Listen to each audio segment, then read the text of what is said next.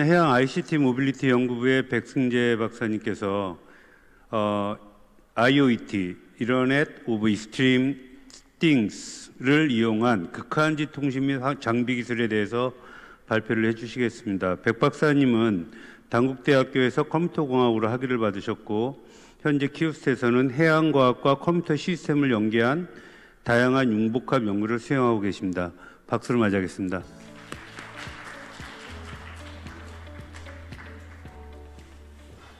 예, 안녕하십니까. 소개받은 백승재입니다. 오늘 저는 남극이나 북극과 같은 극한 환경을 위한 통신 및 장비 기술에 대해 소개드리고자 합니다. 근데 앞쪽에 발표해 주신 분들과는 조금 다르게 저는 이게 AI 연구라고 하기에는 조금 민망합니다. 새끼발가락 하나 정도 간신히 걸치고 있는 그런 연구에 해당이 되고요. 더군다나 이게 통신 내용이기 때문에 통신은 수학이고 그리고 표준입니다.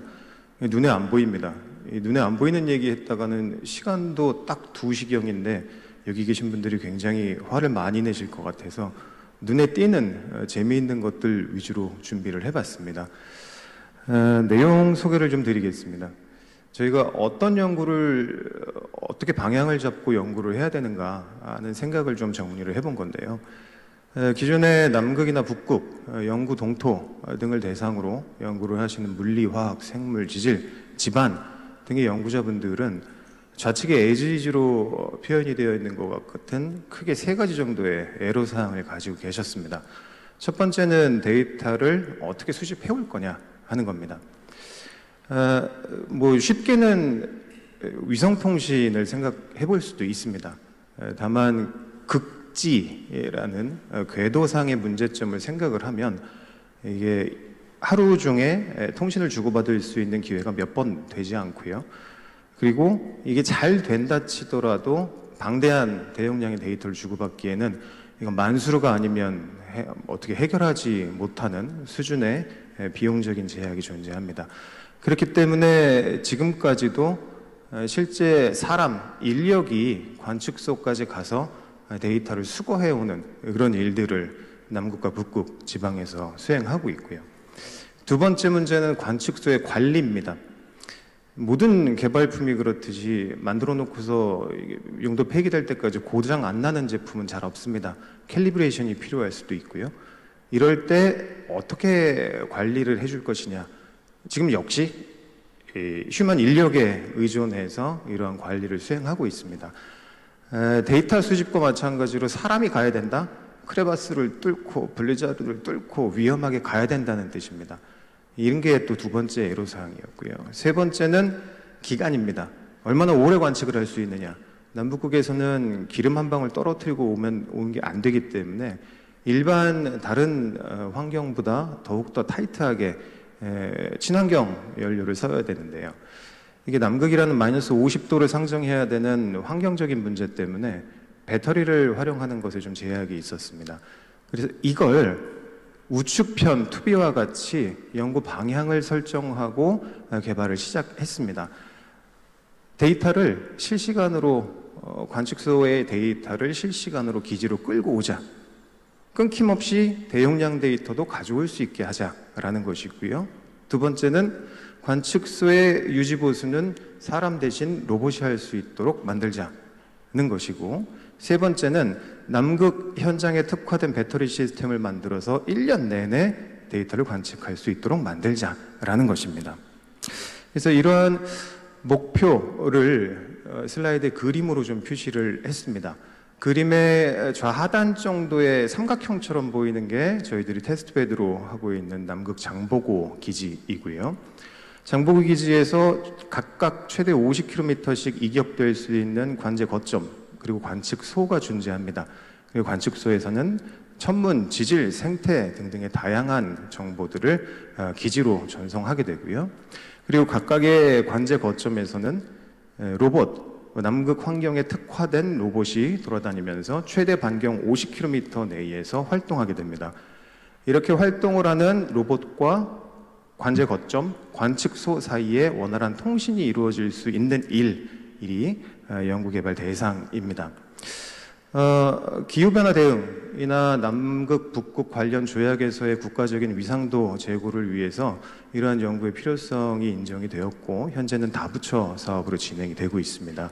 그래서 간략하게만 말씀을 드리면 극지연구소 코프리에서는 실제 데이터를 모아서 분석하는 일, 그리고 로봇융합연구원 키로에서는 남북극에 원활하게 이동이 가능한 로봇을 만드는 일, 그리고 저기 해양과학기술원에서는 이들이 실제로 데이터를 통신을 주고받을 수 있는 통신기술과 장비에 대해서 개발을 하고 있습니다. 뭐 글씨가 많아서 이걸 뭐 다 읽어보실 필요는 없을 것 같고요. 굵직굵직하게 보자면 로봇융합연구원이 만든 로봇이 장보고 기지 혹은 관제 거점에서 최대 50km까지 떨어져서 운영이 되는데 이때도 HD급의 동영상을 보고 싶다. 그래서 우측의 숫자를 보시면 50km에서도 10mbps의 속도로 통신을 할 수 있게 해달라라는 것이 정량 목표이고요. 그리고 두 번째는 남극 같은 극저온, 강풍, 내설, 눈이 많이 오는 환경에서 쓸 수 있는 IoT 디바이스와 게이트웨이를 만드는 것이고, 세 번째는 관측 거점과 장보고 기지, 그리고 관측소관, 이렇게 고정되어 있는 포인트에서 전혀 기관망, 인프라가 없는 환경임에도 안정적으로 통신할 수 있는 무선 백홀을 만드는 겁니다. 제일 우측에 나와 있는 저 숫자를 통신하는 사람들이 정한 게 아닙니다. 실제 이 통신을 사용하실 사용자가 정한 숫자입니다. 그러다 보니 이게 진짜 가능한가 하는 피저빌리티 체크부터 먼저 해야 됩니다. 왜냐하면 저 숫자는 전 세계에 저런 스펙을 제공하는 프로토콜은 통신에 존재하지 않기 때문입니다. 다행히 저희 연구원의 해양 ICT 모빌리티 연구부에서는 해양에서 무선 통신을 제공하자라는 비전 하에 현재 그림에 나와 있는 것처럼 해양 무인 이종체를 실시간으로 제어할 수 있는 통신들, 혹은 좌측에 있는 것처럼 와이드 에어리어 모니터링이 가능한 통신 기술들, 그리고 수중에서 통신할 수 있는 방법들과 같은 연구를 수행을 해오고 있었습니다. 이에 하여 저희들은 육상에 IoT가 있다면 이 육상의 IoT를 해양에 맞게 조금 더 특화시킨 버전 IOMT라 불리는 국제 표준 기반의 플랫폼들을 만들어주고 있었고요. 요약하면 상단 좌측처럼 여러 가지 디바이스로부터 센서로부터 값을 원활하게 받을 수 있는 해양 특화 인터페이스, 여러 개의 인터페이스로부터 값을 얻어낼 수 있는 게이트웨이, 그리고 그걸 서버까지 올릴 수 있는 기술들을 만들어서 하단에 보이는 것처럼 실외역에서 테스트를 통해서 육상 관제 시스템까지 전송이 되는 걸 확인을 했습니다.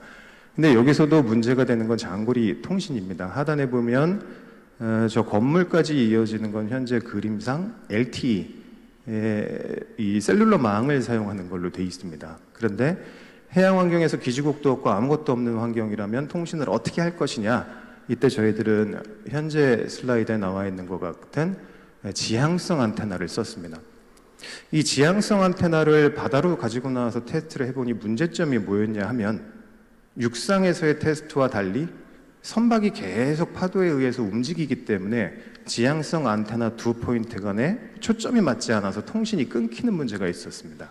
그래서 여러분들이 동영상 흔들리지 않게 찍고 싶을 때 사용하시는 짐발, 그 짐발을 안테나 버전으로 만들어서 동쪽으로 계속 초점을 맞춰주면 중앙 하단에 보이시는 것처럼 흔들리는 배 위에서도 원해역에서 HD급 동영상을 볼 수 있다 하는 결과를 얻었습니다.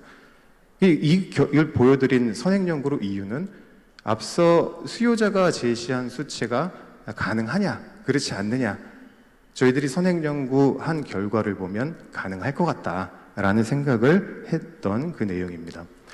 역시 이것도 이제 그림이 많아야 되는데 글씨가 너무 많아서요. 이걸 좀 요약을 해보면, 첫째, 아까 말씀드린 대로 로봇과 관제 거점 간의 통신하는 거고요.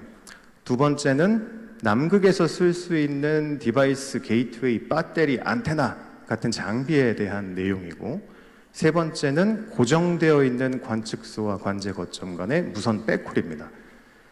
사실 가운데 있는 아이템은 어찌어찌 고생하면 만들 수는 있습니다.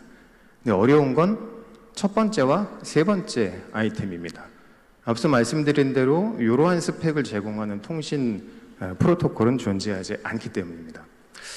이 개발을 하려면 통신 입장에서는 세팅을 해줘야 되는 파라미터가 몇 가지가 있습니다.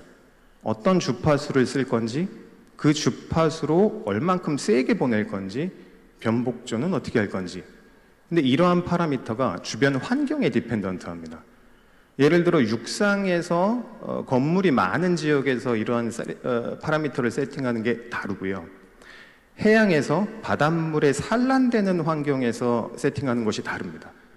남극으로 비유하자면 고산지대고 라인 오브 사이트가 잡히고 설질에 의해서 멀티패스 산란이 일어나는 환경이 또 다릅니다. 이게 전통적으로 풀어나가던 방법은 실제 환경에 가서 채널 환경을 측정을 합니다. 측정된 결과에 따라 통신 파라미터를 세팅을 합니다. 근데 남극까지 가서 그걸 확인하고 돌아와서 세팅하고 다시 가서 테스트하려면 3년이 걸립니다. 이렇게는 개발을 할 수가 없겠구나 하는 마음에 설질, 눈에 대한 산란 특성을 가지고 저희들이 몇 가지 파라미터들을 딥러닝으로 돌렸습니다.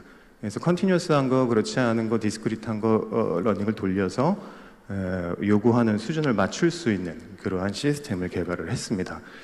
그래서 이제 결과물들 눈에 보이는 거 위주로 말씀을 드리면 마이너스 50도에서 동작이 가능한 시험 성적서와 강풍 실험을 모두 마친 디바이서 게이트웨이를 개발을 했습니다. 처음부터 뭐 부품 소재부터 신경을 썼고요. 저거 아무리 흔들고 떨어뜨려도 전 괜찮습니다.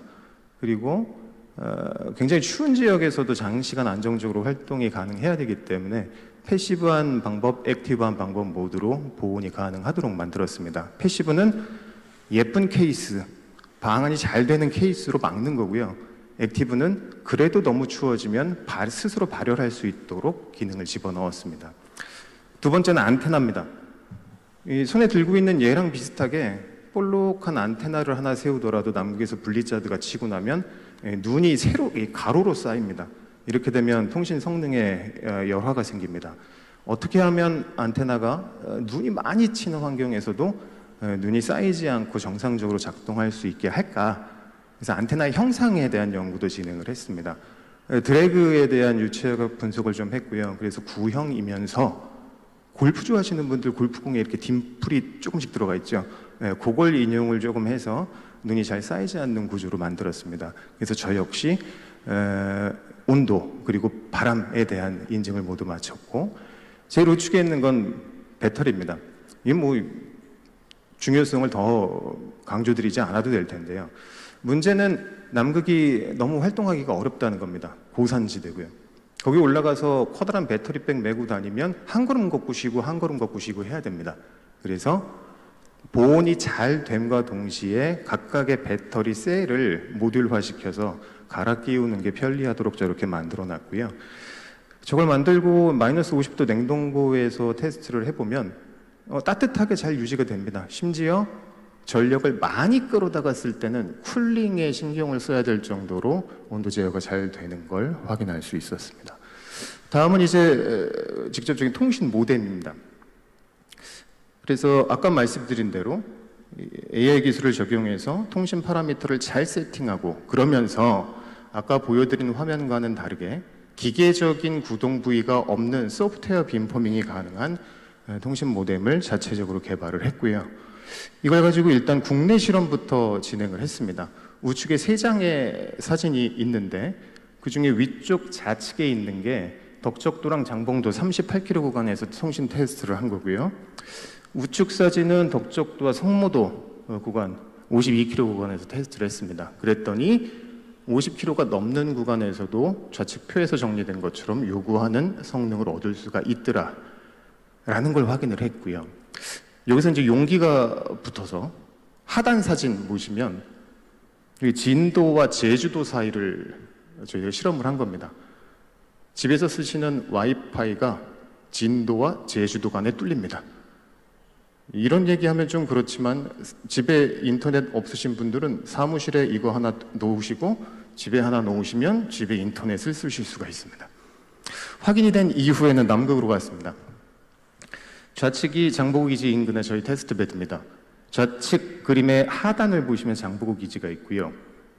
약간 우상단으로 보시면 해발고도 2,800m의 마운트 멜번 산이 있습니다. 33km 구간이고요. 마운트 멜번에서 좌하단으로 내려오면 45km 구간의 브라우닝 패스가 있습니다. 이들의 관제 거점을 세우고 관제 거점 근처에는 아까 말씀드린 천문 지질 생태 등등의 관측소들을 설치를 했습니다. 중앙이 실제 브라우닝 패스와 마운트 멜번 사진이고요. 제일 위에 있는 저 동그라미가 저희가 장비를 세팅한 자리입니다. 하단 보시면 장보고 기지와 브라우닝 패스가 보이는데 되게 가까워 보일 수도 있는데 이게 시계가 좋아서 그렇지 굉장히 먼 거리입니다. 거기에 우측처럼 연구팀들이 올라가서 밧줄로 배터리를 하나씩 끌어올리면서 이렇게 세팅을 완료했고요. 세팅 완료한 이후에 실제 남극에서 통신이 잘 되는지를 테스트한 결과 성공적으로 목표치를 맞출 수 있었습니다. 놀라운 건 저희도 이렇게 잘 될 줄은 몰랐는데 채널 에스티메이션하고 모델링하고 파라미터 세팅하는 게 저희 생각보다 굉장히 부드럽게 잘 흘러갔습니다. 그래서 앞으로는 조금 더 여러 가지 시도들을 해가면서 결과를 얻어낼 수 있지 않을까 말씀을 드리고 나니 딱 시간이 됐습니다. 예, 지금까지 말씀드린 게 실제 수요처에 의한 필요 기술을 개발한 것이고요. 남들이 인정하지 않는 불필요한 내용을 연구한 것이 아니고 하단 남극 로드맵상의 중요 우선순위로 잡혀있는 기술에 대한 연구였습니다. 이상입니다.